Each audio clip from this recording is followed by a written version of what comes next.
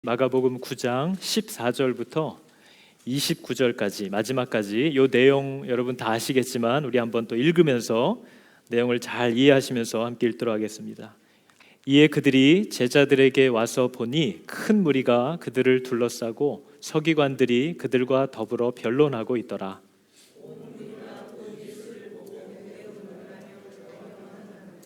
예수께서 물으시되 너희가 무엇을 그들과 변론하느냐?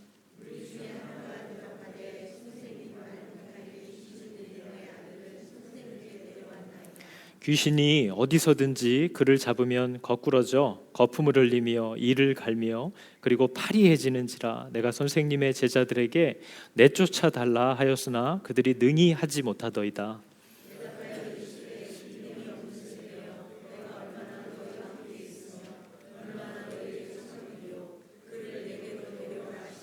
이에 데리고 오니 귀신이 예수를 보고 곧 그 아이로 심히 경련을 일으키게 하는지라. 그가 땅에 엎드러져 구르며 거품을 흘리더라.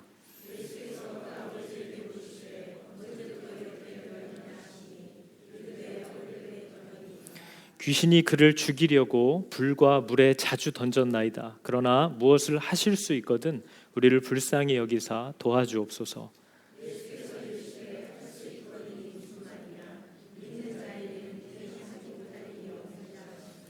곧 그 아이의 아버지가 소리를 질러 이르되 내가 믿나이다. 나의 믿음 없는 것을 도와주소서 하더라.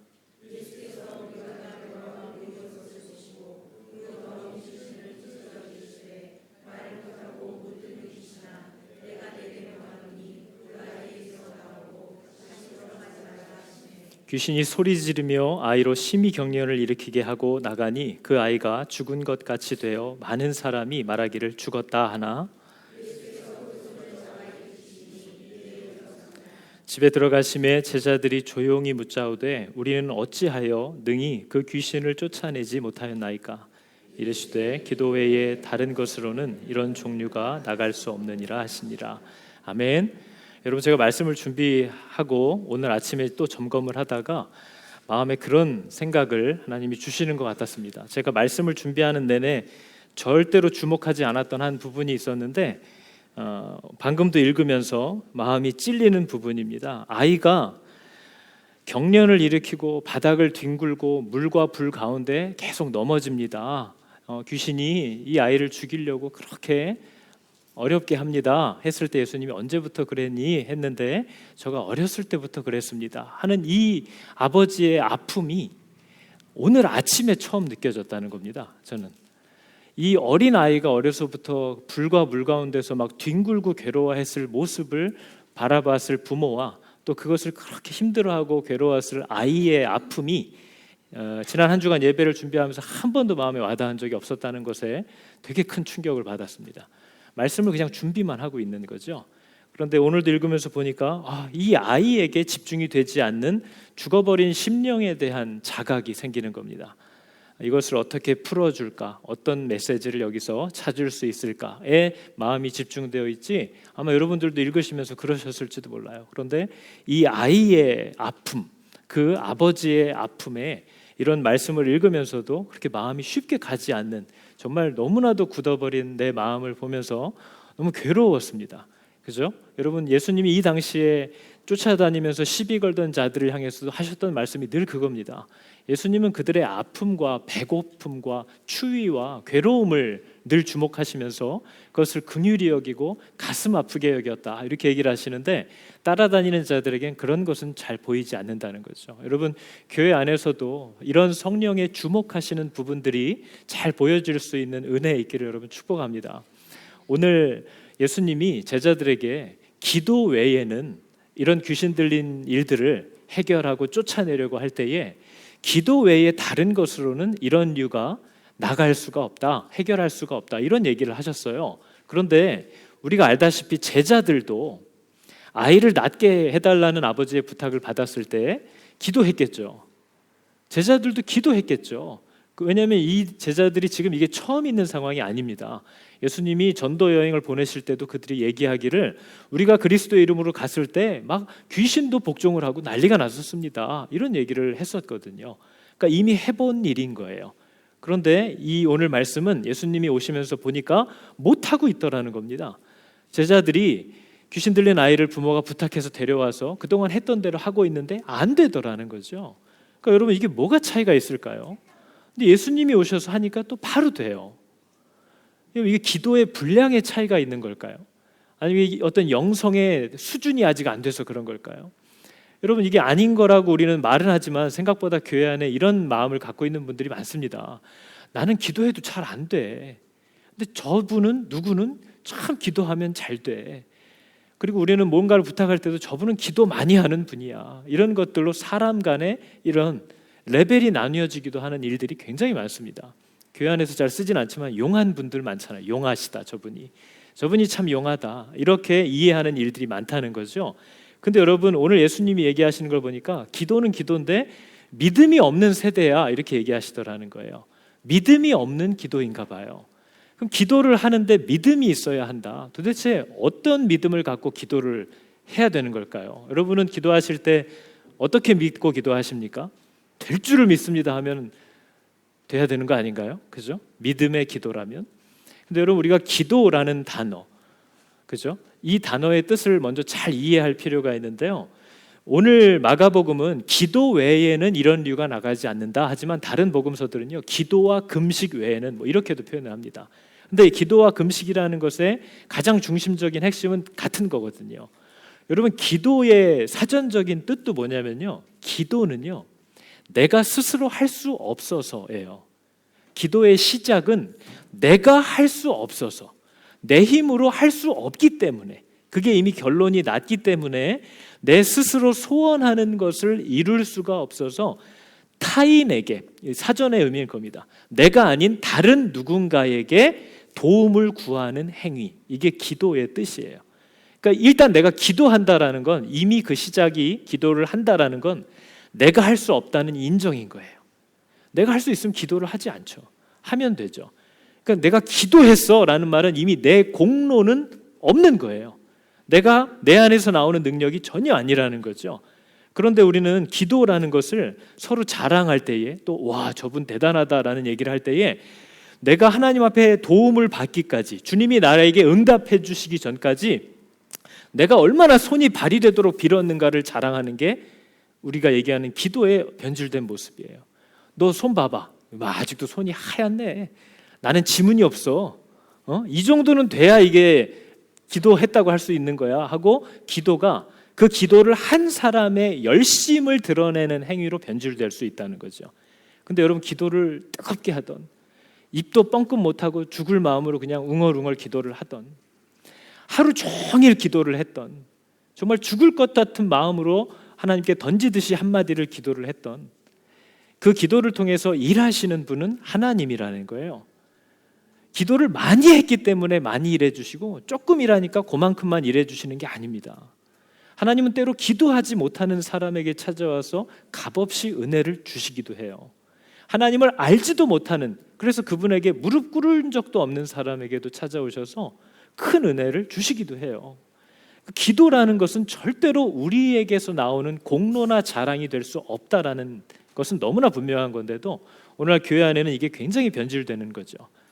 나는 지문이 없어져야지 기도한다 소리 하는 거지, 이렇게 자기를 드러내는 행위가 된다는 거예요. 여러분, 금식도 마찬가지입니다. 금식을 우리가 왜 하는 거죠? 금식은 여러분, 하나님 앞에서, 하나님 이거 내가 못하는 일입니다, 하나님만 하실 수 있습니다. 그래서 그 누구도 그걸 오해하지 않게 하기 위해서, 여러분, 우리는 밥을 먹지 않으면 죽습니다. 우리의 모든 힘은 먹는 거에서 나오는 거예요, 생명은. 그런데 금식한다라는 건 이제 내 안에서 나오는 것이 아무것도 없다, 내가 할 수 있는 것이 아무것도 없다, 오직 하나님만이 일해야 된다. 이게 만약에 하나님이 응답하신다면 그거는 내가 내 힘으로 한 게 하나도 없는 거야, 오직 하나님만이 하신 거야 하고 자신의 모든 힘을 내려놓는 것과 같은 겁니다. 노트북으로 치면요, 배터리를 빼는 거예요. 이제 이 노트북이 작동된다면 요 남아있는 배터리가 돼서 되는 게 아니라 전원에서 오는 에너지인 거야, 이거를 얘기하려고 하는 거죠. 근데 우리는 금식을 하면서도 뭐래요? 내가 갖고 있는 배터리로 내가 얼마나 며칠을 버티는지 그것도 자랑합니다. 내가 지금 배터리 지금 3일째 지금 버티고 이러고 있는 거야. 또 어떤 사람은 내가 배터리를 뺐다고 얘기하는데 내가 배터리를 뺄 때 얼마나 강력하고 단호하게 확 잡아 뺐는지 또 그거 자랑하고 있는 거지. 그러나 여러분, 금식의 뜻은 하나님이 하신다. 하나님밖에는 아무런 기대와 도움을 내 안에서 찾을 수 없다라는 것을 손들고 하나님 앞에 항복하는 행위인 거예요. 그러니까 자랑이 있을 수 없는 거죠. 그러니까 여러분, 오늘 예수님이 이런 일들은 기도 외에는 해결될 수 없다라는 말은, 다시 말하면요, 기도하는 건 뭐예요? 내가 할 수 없어서 하나님이 해달라는 거잖아요. 그러니까 이건 정확히 말하면 이런 류는 하나님이 개입하시는 것 외에는 방법이 없다, 그 뜻과 똑같은 거예요. 오직 하나님 외에는 이 일을 하실 수 있는 일이 없다라는 거예요. 그 말은 바꿔 말하면 제자들이 지금 하나님께 정말 의탁하고 그분만이 하실 수 있다라는 믿음으로 나아갔다는 거예요? 아니면 자기들이 할 수 있다고 생각했다는 거예요? 자기들이 해본 거예요. 할 수 있을 것 같은 거죠. 그래서 여러분, 우리가 읽었던 마가복음 9장 23절에도요, 제가 이거 배터리가 지금 컴퓨터 바꿨나요? 배터리가 나갈 수도 있습니다. 그래서 저거를 제가 사용 안 하고 있는데요, 9장 23절을 한번 보면요, 할 수 있거든이 무슨 말이냐, 그 아버지에게 한 얘기죠. 예수님, 뭔가 할 수 있거든, 아이를 좀 도와주십시오. 할 수 있거든이 무슨 말이냐, 어떤 자에게는, 믿는 자에게는 능치 못할 일이 없대요. 여러분, 우린 이걸 읽으면서 맞아, 내가 믿으면 못할 일이 뭐가 있어, 다 할 수 있어, 이렇게 착각을 해요. 또 내가 뭔가를 할 수 있다고 생각을 하는 자리로 와요. 근데 믿는 자라는 건요, 믿는다라는 건요, 내가 할 수 없기 때문에 그것을 그분이 하셔야 한다라는 것으로 내 주도권과 이 모든 것을 넘기는 자를 얘기하는 거예요. 그러니까 저거는 다시 쉽게 얘기하면 할 수 있거든이 무슨 말이냐, 하나님이 개입하시면 하나님은 능치 못하실 일이 없다라는 뜻이에요. 하나님이 개입해 주시면요, 하나님이 하시겠다고 하시면 당연히 되는 거지, 무슨 말이냐 얘기를 하는 거죠. 내가 믿음이 좋으니까 할 수 있다, 그 얘기를 하는 게 아니라는 거예요. 제자들은 자기들이 해봤으니까 할 수 있겠다라고 생각했다는 거죠. 그래서 여러분, 예수님이 그 제자들과 사람들을 보시면서 이런 말씀을 오늘 하셨습니다. 마가복음 9장 19절이죠. 대답하여 이르시되 믿음이 없는 세대여, 이렇게 얘기를 했어요. 그러면서 내가 얼마나 너와 함께 있어야 되느냐, 그리고 얼마나 참아야 되느냐 얘기를 했어요. 예수님이 오셔서 우리와 함께 하시는 이유가 뭐라고 얘기하시는 것 같아요? 내가 얼마나 너와 함께 있어야 되냐, 이 믿음이 없는 세대야. 옆에 있는데도 믿지 않는다는 거예요. 여러분, 예수님이 왜 우리에게 오셨는지, 왜 오셔서 우리와 함께 해주셨는지를 이 본문이 가르쳐 주는 거죠.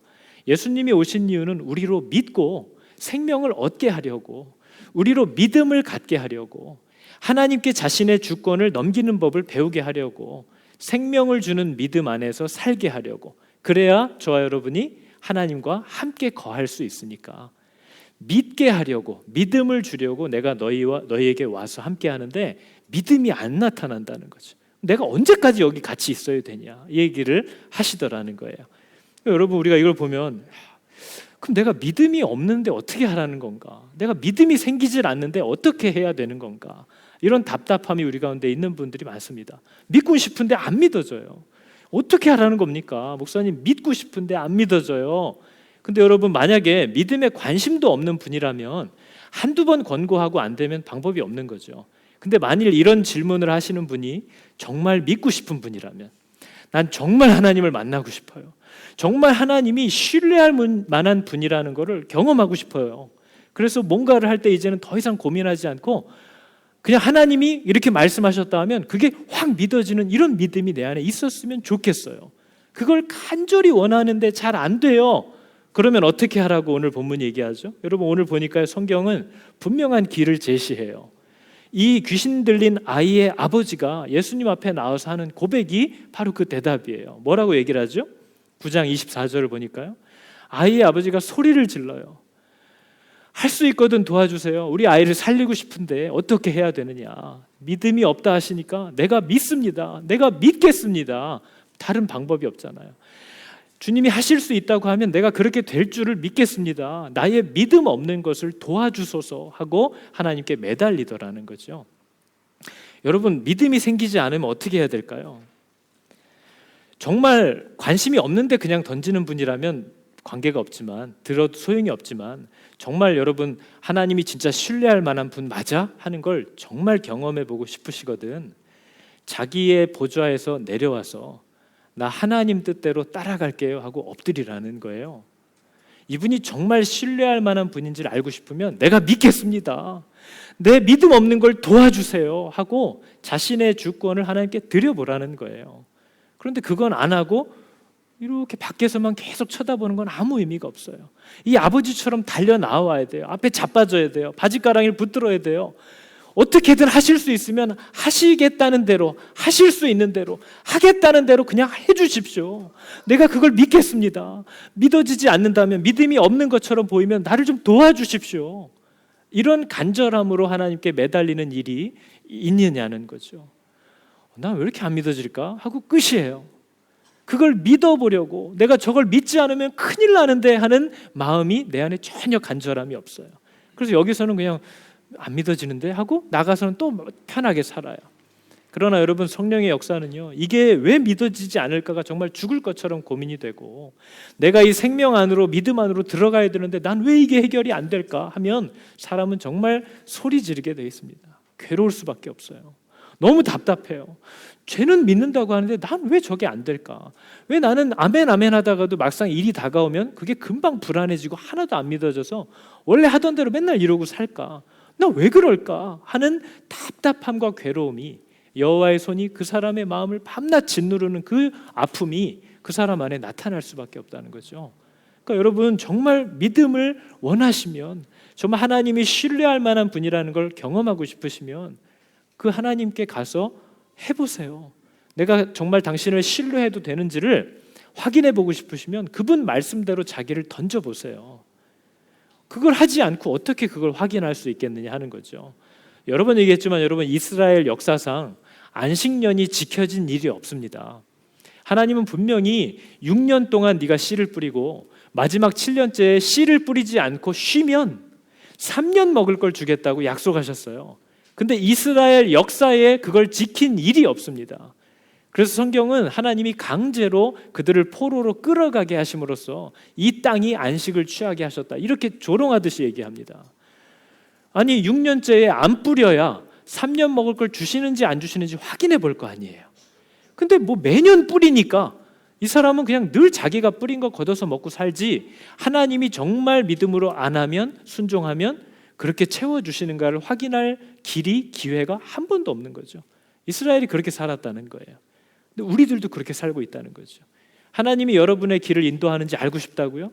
그럼 여러분, 갈등, 유혹, 어떤 게 더 이익이냐, 손해를 볼 것 같냐 안 볼 것 같냐에 두려워하지 말고, 하나님이 이럴 때에 나에게 어떤 기준과 방향성을 가지고 살라고 하셨는가 하는 말씀을 찾아서 문의해서 그렇게 살기로 결단하고, 죽으면 죽으리라 가봐야지 그게 하나님이 말씀대로 할 때 인도하시는지 안 하시는지를 알 수 있을 것 아닙니까?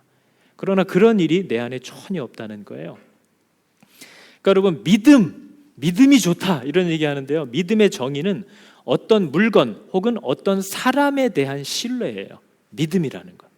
그러니까 우리는 여기서 하나님에 대한 믿음을 얘기하는 거니까 물건은 빼고요. 믿음은 하나님이라는 존재에 대한 신뢰를 얘기하는 거예요. 그래서 여러분, 저는 여러분에게 그걸 묻고 싶어요. 나 믿음이 있어 라고 한다면 그 말은 나는 하나님의 말씀이면 완전히 신뢰해 라는 말이에요. 여러분은 하나님을 신뢰해요? 안 될 것 같고 불안해도 하나님의 말씀과 약속이 이와 같다면 반드시 그렇게 되리라는 게 신뢰되느냐는 거죠. 신뢰해야지 하는 거 말고요, 믿음은 믿어지는 거예요. 믿는 게 아니라, 더 정확히 말하면 믿음이라는 건 믿어져요. 믿어지는데 어떻게 하라는 거예요? 그걸 주셨는데 하나님이 신뢰가 돼요. 그래서 유혹이 와도, 아니 이렇게 하는 게 유익이 된다 할지라도 하나님이 이렇게 하지 말라고 했는데, 이게 너에게 복이 되지 않을 거라고 했는데 그럼 하지 말아야지, 그게 나한테 복이 되는 거지 라고 믿어진다는 거예요. 그게 하나님을 신뢰하는 거잖아요. 믿음은 하나님을 신뢰하는 거예요. 믿음은 하나님이 신뢰가 되는 거예요. 여러분, 하나님이 신뢰가 되나요? 한 분만 아멘을 하시는 이 놀라운, 그죠? 다 이방인들 예배 드리는 것 같아요. 하나님이 신뢰가 되냐는 거예요. 그게 믿음이에요. 그러면 그 사람은 정말 믿음대로 살 수 있다는 거예요. 여러분, 마가복음 6장 34절에 보면 예수님이 이런 얘기를 하셨습니다. 큰 무리들이 들판에 배고픈 가운데 이렇게 늘어져 있는 걸 보시고 예수님이 그 목자 없는 양 같음을 인하여 불쌍히 여겼다. 이렇게 얘기를 하세요. 여러분, 이게 무슨 뜻일까요? 예수님이 이렇게 보면서 저들을 지켜줄 존재도 없고 저들이 신뢰하여 따라가는 존재도 없다는 거예요.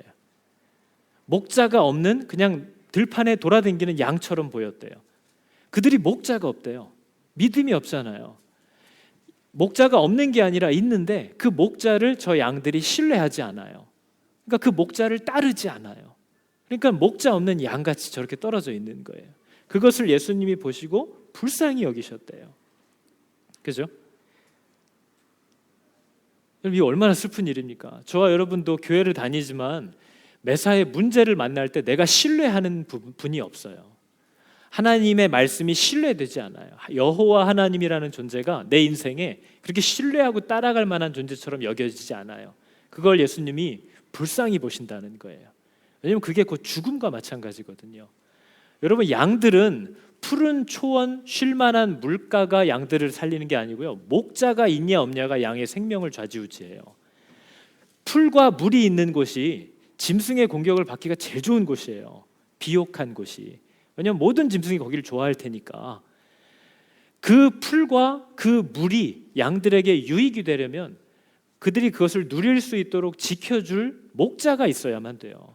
목자가 없으면 그 물가는 그냥 야수의 식탁이에요. 여러분, 동물의 왕국 같은 거 보시면요, 언제나 죽임을 당하는 곳은 숲을, 풀가, 초원, 물가예요. 거기에 몰린다는 걸 알기 때문에 사자들도 다 그 주변에 있어요. 목자가 없다라는 건 아무리 모든 게 공급되어도 죽음을 얘기하는 거예요. 예수님이 그들이 목자가 없다라는 것, 그것을 보고 불쌍히 여기셨다, 이렇게 얘기를 하고 있다는 거죠. 그래서 여러분, 저희가 지난 금요일에 8장 말씀을 보니까요, 베드로를 비롯한 제자들이 당신이 그리스도입니다, 하나님의 아들입니다, 이 사실을 고백했대요. 그랬더니 엊그제 9장에 와서, 어제 9장에 와서 하나님이 이런 얘기를 하시더래요. 마가복음 9장 7절이죠. 변화산에 올라갔을 때 있었던 일입니다. 마침 구름이 와서 그들을 덮었대요. 성경에 구름을 얘기할 때는 언제나 하나님의 임재를 같이 상징합니다. 구름 속에서 소리가 나되 이는 내 사랑하는 아들이니 너희는 뭘 하래요? 그의 말을 들으라. 이건 뭐예요? 이제 예수님이 하나님의 아들, 하나님이시다라는 사실은 세상이 알 수 없는 거예요. 제자들도 내가 죽었다가 나중에 다시 살아나야 하리라 라는 예수님의 말이 무슨 뜻인지를 이해를 못해요. 그러니까 하나님이 이가 내 사랑하는 아들이라 너희들이 기대하는 것으로 이 사람을 쫓아다니지 말고 이 아들이 저가 하는 말을 들으라는 거예요. 이게 바로 예수를 나의 주인으로 고백한 자들에게 하나님이 명하시는 거예요. 그래, 그리스도가, 예수가 너의 이제 구원자라면, 너의 주인이라면 너는 그의 말을 들으라는 거예요. 이게 여러분, 생명이 있는 자들의 특징입니다. 하나님의 말을, 그리스도의 말을 듣는다는 거죠. 내 양은 내 음성을 듣는다는 거예요. 양은 목자의 음성을 들어요. 이는 내 사랑하는 아들이니 너희는 그의 말을 들으라. 네가 만약 양이라면, 생명 가운데 있다면 너는 그의 말을 들으라, 이렇게 얘기하고 있다라는 거죠. 여러분, 우리가 성경에 보면요, 요한복음에도 수가성에 예수님이 방문했을 때 한 여자가 거기에 나타납니다. 예수님이 만나거든요. 근데 그 여자가 했던 질문이 이거였어요. 정말 당신이 나에게 복이 되느냐, 이 질문을 하는 거죠. 뭐라고 물어봤냐면요, 우리 조상 야곱이 이 우물을 우리에게 주었는데 이 우물물을 우리에게 주었고 여기서 야곱을 비롯한 야곱의 모든 자식들, 그리고 지금 우리와 우리의 자식들도, 우리 짐승들도 이 우물을 통해서 다 물을 공급받고 살고 있는데 당신이 야곱보다 더 큽니까? 내게로 와서 마시라는데 세상에 야곱이 파놓은 이 우물이 우리에게 주는 유익보다 당신에게 가서 마시는 게 더 우리에게 유익하냐는 거예요. 내가 예수를 꼭 믿어야 되냐? 내가 당신을 꼭 따라가야 되냐? 당신이 주는 물을 마셔야 되냐? 이 우물물로 우리가 다 살아왔는데. 그때 예수님이 뭐라고 얘기를 하세요? 내게로 와서 마시래잖아요. 이것은 마르지 않는데요, 정말 너를 만족하게 할 거래요. 그 얘기를 들었다는 거예요. 근데 여러분은 예수를 믿고 따라가는 삶, 그 아들의 말을 따라서 사는 삶이 세상의 방법대로 따라가는 삶보다 훨씬 더 여러분을 행복하게 만들어준다라는 이 약속이 믿어지냐 하는 거죠. 이게 바로 하나님에 대한 신뢰예요. 이게 믿음이라는 거예요. 여러분은 말씀대로 사는 게 세상에서의 흐름을 따라 사는 것보다 여러분을 궁극적으로 또 완벽하게 행복하게 해줄 거라는 사실을 믿으시냐고 물어보면 그게 믿어지시나요? 난 그렇게 살면 당연히 하나님이 살아계신데 당연히 나를 약속대로 만족하게 하실 분이야 라는 게 그냥 믿어지시나요? 그게 하나님을 향한 신뢰예요. 그게 성경이 말하는 믿음이라는 거죠. 그러면서 여러분, 이 수가성 여인이 지금 요즘 이 상황에 아주 적합한 질문을 예수님께 했습니다. 뭐라고 물어봤냐면요, 요한복음 4장 20절이죠. 우리 조상들은 이 산에서 예배했다. 근데 당신들의 말은 예배할 곳이 예루살렘이라고 하더라. 우리는 여기가 예배드리는, 하나님이 우리를 만나주시는 곳이라고 생각했는데 니네들은 예루살렘이 하나님이 만나주시는 곳이라고 얘기를 하더라 하고 물었어요. 어디를 가야, 하나님을 만나기 위해서는 어떤 장소, 어떤 환경에서 예배를 드려야 하느냐, 이걸 물어봤다는 거죠. 그랬더니 여러분, 예수님이 예배 장소를 묻는 여자에게 예배 드리는 방법을 가르쳐 주세요. 우리가 잘 아는 요한복음 4장 21절의 말씀이죠. 여자여, 내 말을 믿으라. 이 산도 아니고 예루살렘도 아니다. 장소의 문제가 아니라는 거예요. 아버지께 참으로 예배드리는 자들은 신령과 진정으로 예배할 때가 오나니 이때라. 하나님은 영이시니 예배하는 자가 신령과 진정으로 예배할지니라. 이렇게 얘기를 해요. 그죠? 이건 뭐 많이 들어본 얘기잖아요. 근데 여러분, 신령과 진정으로 예배드린다는 게 무슨 뜻인지는 아직 잘 모르는 분들도 많아요. 여러분, 신령과 진정이라는 말은요, in spirit and in truth 이렇게 돼 있어요. 성령 안에서 예배해야 하고 진리 안에서 예배해야 한다. 그러면 어디든 무엇이든 예배가 된다, 이런 뜻이에요. 그죠? 성령 안에서 예배한다라는 게 뭘까요? 진리 안에서 예배한다는 건 뭘까요? 여러분, 예배는요, 일단 예배라는 단어의 개념은 존경을 나타내다, 최고의 가치를 돌려드리다, 이런 뜻이거든요. 그래서 성경에 예수님이 얘기한 예배의 정의는 살아계신 성령님을 믿고 의지하라는 거예요. 내 생각이 아니라 성령을 따라 살겠다는 마음을 갖고 있어야 하는 거죠. 그것은 어떤 때로는 초자연적인 거예요. 근데 성령만 따라 사는 게 아니에요. 진리 안에 있어야 돼요. 진리는 뭐냐면요, 말씀이 우리에게 정해주는 틀이 있어요. 우리가 벗어나면 안 되는 말씀이 주는 틀이 있어요. 그러니까 성령의 인도함을 받아 의지하고 진리의 말씀이 우리의 삶에 정해주는 틀 안에서 하나님께 최고의 가치를 돌려드려라 하는 뜻이거든요. 그러니까 여러 예배의 형식과 방법은 우리 마음대로 정할 수 있는 게 아니에요. 하나님의 진리의 말씀이 정해준 예배의 방법이 있어요. 그리고 그때그때 그 사람, 그 환경마다 하나님이 살아계시기 때문에 아주 세심하게 그 사람이 알아들을 수 있도록 인도해 주시는 성령의 역사하심이 실제로 지금도 존재해요. 이 두 가지가 함께 가야 한다는 거죠. 말씀은 바삭한데 하나님이 살아계셔서 지금도 오늘도 우리들을 인도해 주실 수 있는, 내가 알아들을 수 있는 방법으로 내게 말씀하실 수 있는 분이라는 것을 신뢰하지 않아요. 그럼 이 사람은 온전한 예배를 드리기 어려운 거죠. 그리고 어떤 사람은 늘 성령을 주목하고 깨어서 성령께 순종한다고 생각하면서 늘 기도하고 주님이 이렇게 말씀하시는 것 같아, 늘 그런 말을 입에 달고 사는데 말씀을 몰라요. 그리고 말씀을 넘어가기 시작해요. 그럼 그 사람도 온전한 예배를 드리는 게 아닌 거예요. 성령은 절대로 하나님이 주신 말씀 바깥으로 우리를 이끌어가지 않아요. 성령은 언제나 사람을 붙잡아서 말씀 안으로 끌고 들어와요. 그래서 성령 안에서, 말씀, 진리 안에서 하나님이 말씀하신 길을 가는 것이 하나님이 우리에게 명하신 예배의 모습이야 하는 것을 얘기하고 있다는 거죠. 여러분, 지금 바이러스 때문에 교회의 예배의 모습, 또 우리의 삶의 패턴도 변화가 막 나타나기 시작하는 때입니다. 근데 저희는 교회들로서 여러분이 이걸 점검해 보셨으면 좋겠어요. 만약에 여러분 바이러스가 지금 세계적으로도 문제가 되고 뉴질랜드 안에서도 이제 정부 차원에서 이런 대처들을 해나가기 시작하는 걸 우리가 보고, 교회가 여기에 발을 맞춰서 협조하기 위해서 예배의 모습과 방향들을 바꿔가는 것을 보면서 그게 그냥 당연하게 여겨지시는 분들, 혹시 뭐 당연히 공동체가 지금 바이러스 때문에 함께 모이는 게 안 좋다니까 안 모이는 게 당연한 거지, 그냥 각자 집에서 예배 드려도 되는 거지 뭐가 문제냐, 이렇게만 딱 마음이 들었던 분들이 계실지 모르겠어요.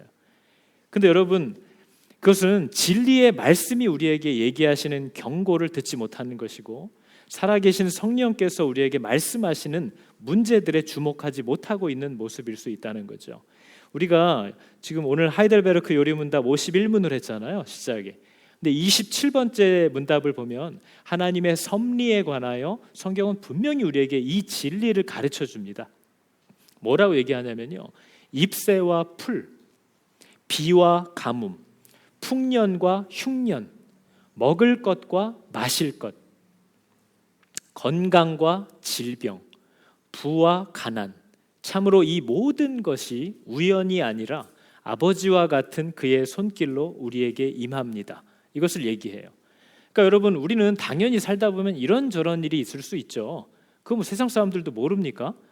그러나 성도들은 하나님이라는 존재가 살아계시고 다스리시고 섭리하신다라는 것을 믿는 자들이라면 잎새 하나, 풀잎 하나, 가뭄 하나, 병듦 하나, 사고 하나에도 하나님께서 이것들을 알고 계시고 모든 것을 통해서 우리에게 말씀하시는 분이라는 것을 믿고 무엇을 얘기하시는 때인지를 생각할 수 있어야 한다라는 거죠.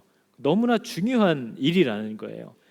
근데 여러분, 또 이렇게 생각하는 분이고, 어떤 분들은 예배드리지 못하게 된 이 상황에 대해서, 공동체가 이렇게 모여서 예배하지 못하는 상황에 대해서 막 개탄스러워하고 분노하고 두려워하고 심지어는 막 박해를 받는다라고까지 얘기하시는 일들도 있습니다.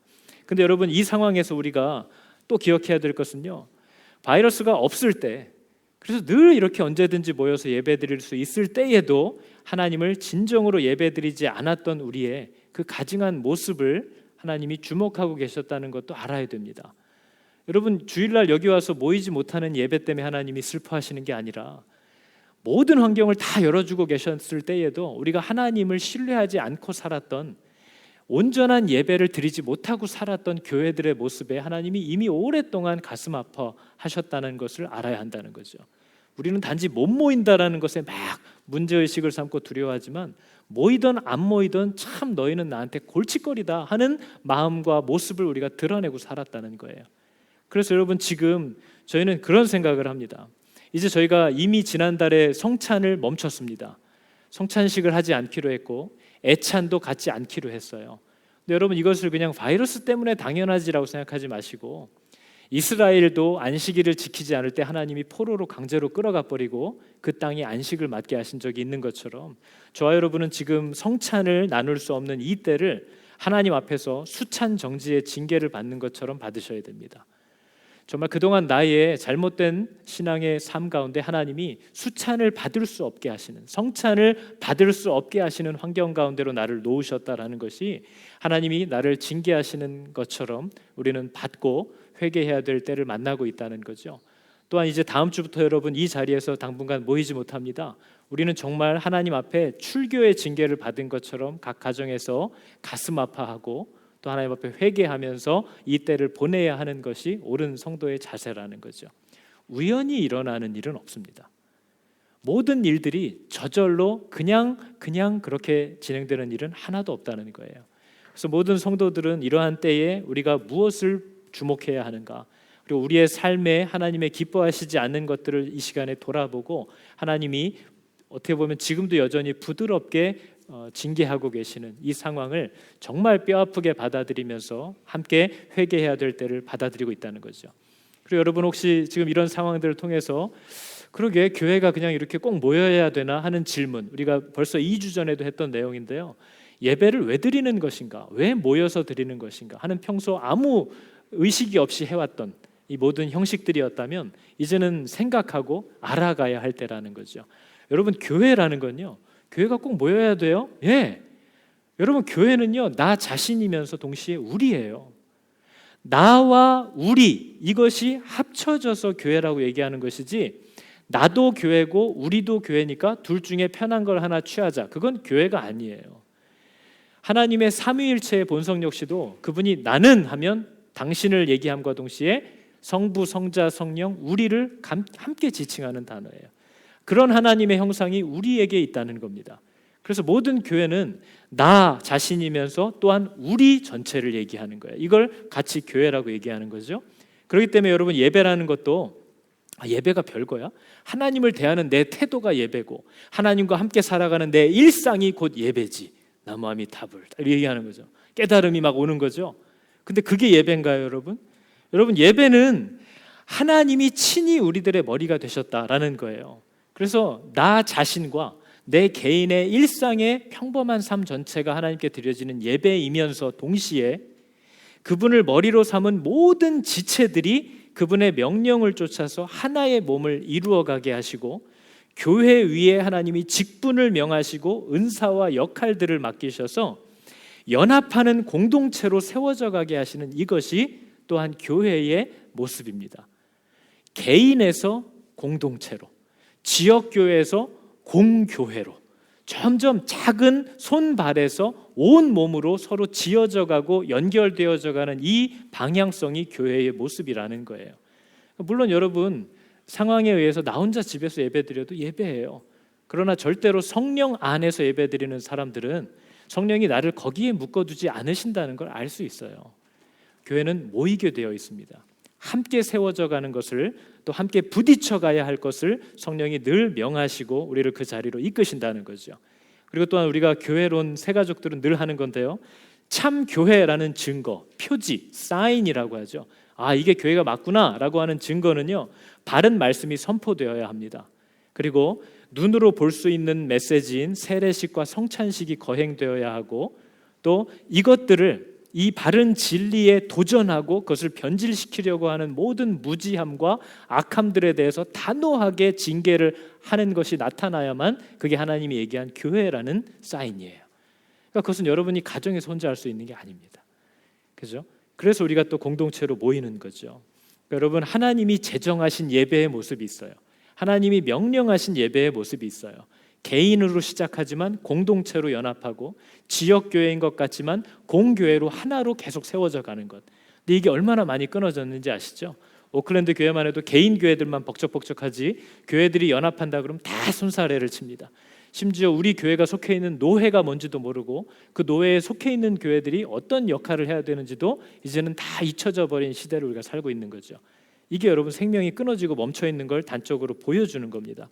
아무튼 교회라는 생명은 발전해 가고 성장해 갑니다. 숫자적인 부분만이 아니에요. 그렇기 때문에 여러분, 우리는 일시적으로 흩어져서 예배드릴 수 있지만 또한 다시 모여야 하는 것이 우리 교회의 생명이라는 거죠. 여러분, 제가 오늘 보면서도요, 저희 교회 주보에 보시면 우리 교회의 방향성이 나와 있거든요. 거기 세 번째 문단의 중간에 보시면요, 하나님이 바로 이것을 우리에게 명하고 계시구나 하는 것을 제가 이번 주에도 생각했습니다.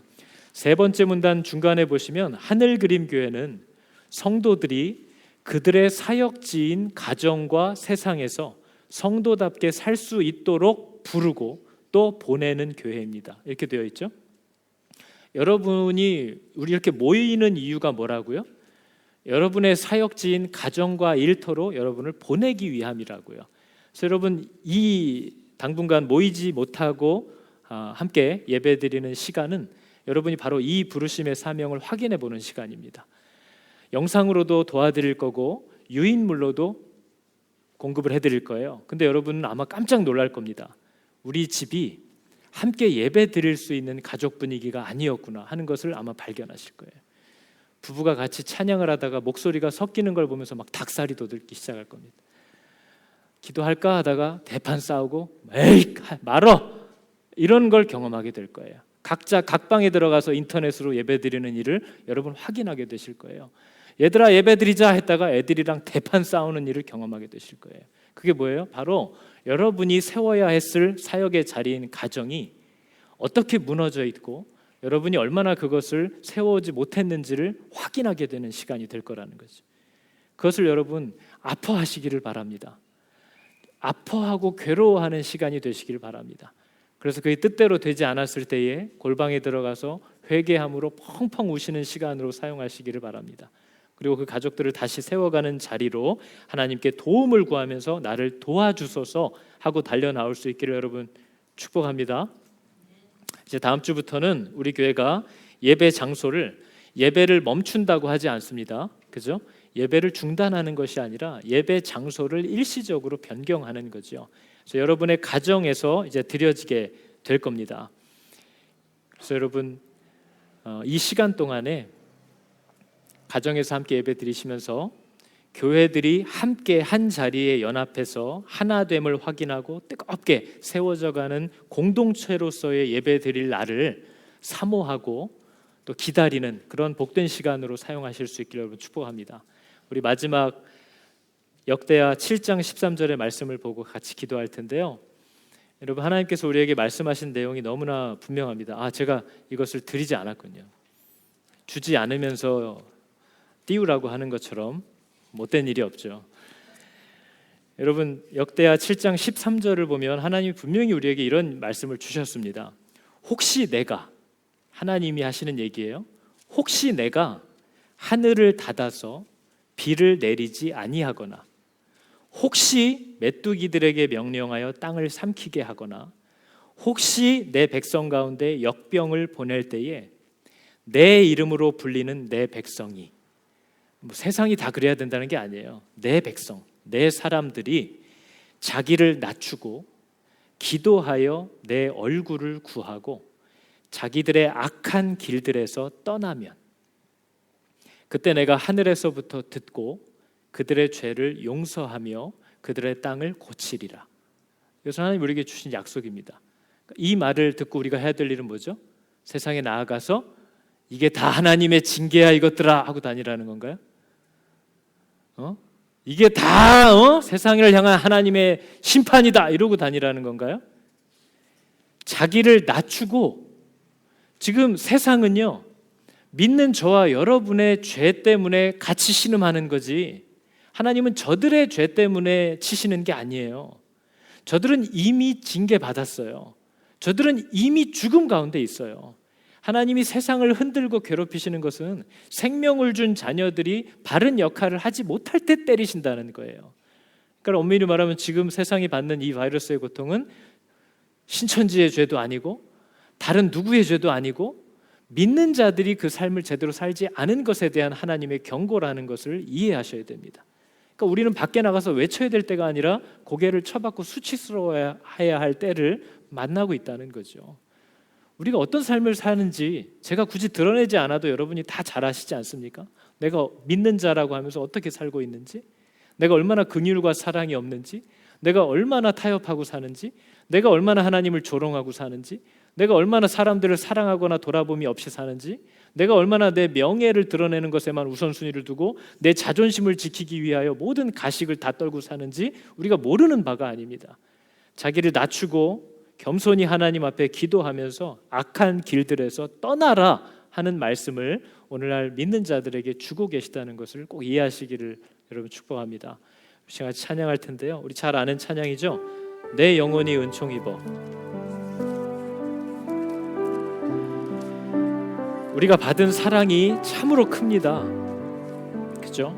그래서 지금 하나님이 우리를 혼내시거나 또 우리에게 꾸중하시는 이 때에도 우리가 가져야 할 태도는 너무나도 분명합니다. 하나님께로부터 더 멀어지는 것이 아니라 그분에게 더 가까워져야 할 때라는 것을 말씀하고 계시는 거죠. 우리 같이 시간 찬양할 텐데요. 하나님, 내가 받은 사랑이 큰데 제가 너무나도 잘못 살고 있습니다. 믿음이 없는 세대, 나에게 하시는 말씀인 줄로 알고 하나님 이 기간 동안 회개함으로 나 자신과 내 가정들, 이 교회 공동체의 건강을 좌지우지할 수 있는 우리 각자의 뿌리를 점검하는 시간으로 갖기를 원합니다. 하나님 우리를 고쳐주십시오. 이렇게 꼭 기도하시기를 바랍니다. 같이 찬양하겠습니다. 내 영혼이 은총 입어 중한 죄짐 벗고 보니 슬픔 많은 이 세상도 천국으로 하도다. 할렐루야 할렐루야 찬양하세. 내 모든 죄 사함받고 주 예수와 동행하니